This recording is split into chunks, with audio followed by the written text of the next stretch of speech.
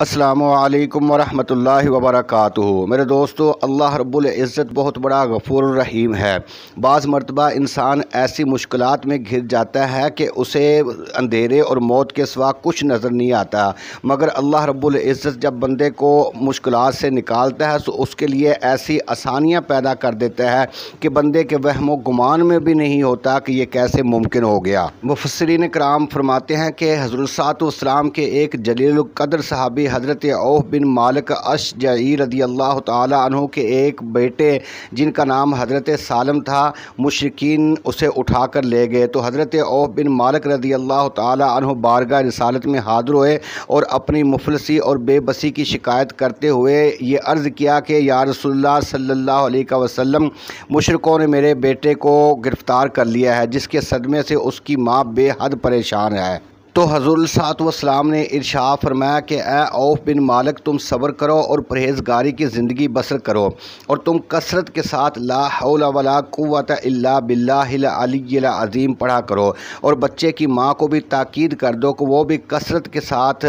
اس وظیفے کا ذکر کرتی رہیں۔ یہ سن کر حضرت عوف بن مالک اپنے گھر چلے گئے اور اپنی بیوی کو یہ وظیفہ بتا دیا۔ پھر دونوں میاں بیوی اس وظیفے کو کثرت کے ساتھ پڑھنے لگے۔ سرکار دو عالم صلی اللہ علیہ وآلہ وسلم نے ارشاد فرمایا کہ لا حول ولا قوت، یہ جنت کے خزانوں میں سے ایک خزانہ ہے۔ حضرت ابو ہریرہ سے روایت ہے کہ حضور علیہ الصلوۃ والسلام نے ارشاد فرمایا کہ جس شخص نے لا حول ولا قوت الا باللہ العلی العظیم کثرت کے ساتھ کہا، یہ اس کے لیے 99 مشکلات اور بیماریوں کا علاج ہے، اور ان میں سے کم درجہ کی بیماری غم ہے۔ حضرت عوف بن مالک اور ان کی بیوی اس وظیفے کو کثرت کے ساتھ پڑھنے لگے۔ اسی درمیان میں وظیفے کا یہ اثر ہوا کہ ایک دن مشرکین حضرت سالم کی طرف سے غافل ہو گئے، اور پھر موقع پا کر حضرت سالم مشرکین کی قید سے بھاگ نکلے، اور چلتے وقت مشرکین کی 4000 بکریاں اور 50 اونٹوں کو بھی ہانک کر ساتھ لے آئے، اور اپنے گھر پہنچ کر دروازہ کھٹکھٹایا۔ ماں باپ نے دروازہ کھولا تو سامنے حضرت سالم موجود تھے۔ ماں باپ اپنے بیٹے کو اچانک سامنے دیکھ کر بے حد خوش ہوئے، اور حضرت عوف بن مالک اشجعی رضی اللہ تعالی عنہ نے حضور صاحب والسلام کو اپنے بیٹے کی سلامتی کے ساتھ قید سے رہائی کی خوشخبری سنائی، اور عرض کیا کہ یا رسول اللہ صلی اللہ علیہ وسلم، مشرکین کی یہ بکریاں اور اونٹ ہمارے لیے حلال ہیں یا نہیں؟ تو سرکار دو عالم صلی اللہ علیہ وآلہ وسلم نے ارشاد فرمایا کہ وہ اونٹ اور بکریوں کو جس طرح چاہیں استعمال کریں، یہ ان کے لیے حلال ہے۔ تو اسی وقت قرآن پاک کی یہ آیت کریمہ نازل ہوئی کہ وَمَن يَتَّقِ اللَّهَ يَجْعَل لَّهُ مَخْرَجًا وَيَرْزُقْهُ مِنْ حَيْثُ لَا يَحْتَسِبُ وَمَن يَتَوَكَّلْ عَلَى اللَّهِ فَهُوَ حَسْبُهُ إِنَّ اللَّهَ بَالِغُ أَمْرِهِ قَدْ جَعَلَ اللَّهُ لِكُلِّ شَيْءٍ قَدْرًا۔ یہ قرآن پاک کے 28ویں سپارے کی سورۃ طلاق کے پہلے رکوع میں یہ آیت کریمہ موجود ہے، جس کا ترجمہ یہ ہے کہ جو اللہ سے ڈرے، اللہ اس کے لیے نجات کا راستہ نکال دے گا، اور اسے وہاں سے روزی دے گا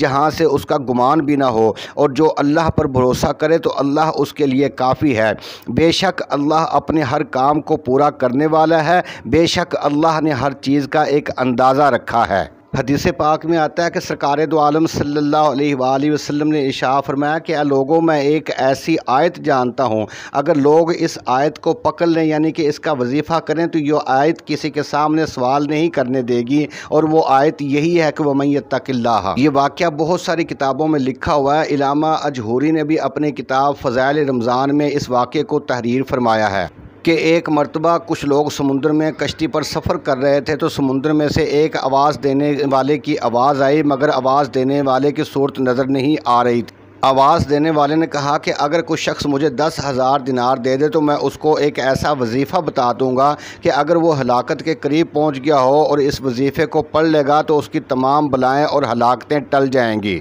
تو کشتی والوں میں سے ایک نوجوان نے بلند آواز سے کہا کہ آؤ، میں تجھے 10,000 دینار دیتا ہوں تو مجھے وہ وظیفہ بتا دے۔ تو آواز دینے والے نے آواز دی کہ تو دیناروں کو سمندر میں پھینک دے، مجھے مل جائیں گے۔ پھر کشتی والے نوجوان نے 10,000 دیناروں کو سمندر میں پھینک دیا تو اس غیبی آواز دینے والے نے کہا کہ وہ وظیفہ قرآن پاک کے 28ویں سپارے کی سورۃ الطلاق میں موجود ہے، وَمَن يَتَّقِ اللَّهَ يَجْعَل لَّهُ مَخْرَجًا وَيَرْزُقْهُ مِنْ حَيْثُ لَا يَحْتَسِبُ وَمَن يَتَوَكَّلْ عَلَى اللَّهِ فَهُوَ حَسْبُهُ إِنَّ اللَّهَ بَالِغُ أَمْرِهِ قَدْ جَعَلَ اللَّهُ لِكُلِّ شَيْءٍ قَدْرًا۔ تجھ پر جب بھی کوئی مصیبت آئے تو اس آیت کو کثرت کے ساتھ پڑھا کر۔ یہ سن کر کشتی کے سب سواروں نے ہنستے ہوئے اس کا مذاق اڑایا اور کہا کہ تو نے 10,000 دیناروں کی کثیر دولت کو ضائع کر دیا۔ اس جوان نے کہا کہ ہرگز میں نے اپنی دولت کو ضائع نہیں کیا، اس میں کوئی شک نہیں ہے کہ یہ قرآن پاک کی آیت مجھے ضرور نفع پہنچائے گی۔ کچھ دن تک یہ کشتی سمندر میں چلتی رہی، پھر اچانک طوفان کی موجوں سے کشتی ٹوٹ کر بکھر گئی اور سوائے اس آدمی کے کشتی کا کوئی بھی آدمی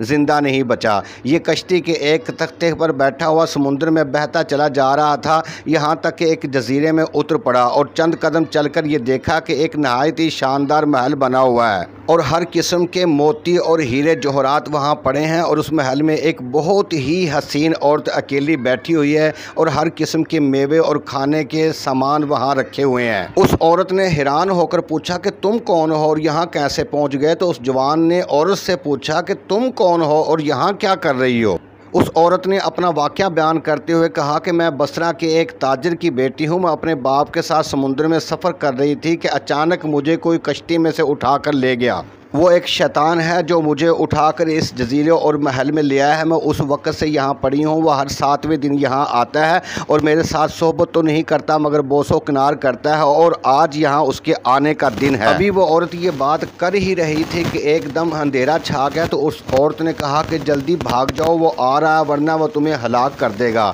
اور پھر اچانک وہ شیطان آ گیا اور یہ شخص کھڑا رہا، مگر جیسے ہی شیطان اس کو دبوچنے کے لیے آگے بڑھا تو اس نے وَمَن يَتَّقِ اللَّهَ کا وظیفہ پڑھنا شروع کر دیا، تو شیطان زمین پر گر پڑا اور اس زور کی آواز آئی کہ گویا کہ پہاڑ کا کوئی ٹکڑا ٹوٹ کر گر پڑا ہے، اور پھر وہ شیطان جل کر راکھ کا ڈھیر ہو گیا۔ یہ دیکھ کر عورت نے فوراً ہی سجدہ شکر ادا کر کے کہا کہ اللہ تعالیٰ نے تجھے میرے لیے رحمت کا فرشتہ بنا کر بھیجا ہے، تمہاری بدولت مجھے اس شیطان سے نجات ملی ہے۔ پھر دونوں نے مل کر جتنے موتی ہیرے جوہرات وہ اٹھا سکتے تھے اور پھل وغیرہ ساتھ لے کر دونوں سمندر کے کنارے کنارے چلنے لگے۔ پھر دور سے ایک کشتی نظر آئی جو کہ بصرہ کی طرف جا رہی تھی، تو دونوں نے زور زور سے ہاتھ ہلا کر انہیں اپنے قریب بلایا اور دونوں اس میں سوار ہو کر بصرہ پہنچ گئے۔ لڑکی کے والدین اپنی گمشدہ بیٹی کو پا کر بے حد خوش ہوئے اور اس نوجوان کو بڑی عزت اور احترام کا مقام دیا۔ پھر لڑکی کے والدین نے تمام واقعہ سن کر اپنی بیٹی کا نکاح اس نوجوان کے ساتھ کر دیا اور تمام موتی ہیرے جوہرات جو وہ جزیرہ سے لے کر آئے تھے ان کے حوالے کر دیے۔ اللہ تعالیٰ نے انہیں اولاد بھی عطا فرمائی اور وہ بصرہ کے امیر ترین لوگوں میں شمار کیے گئے۔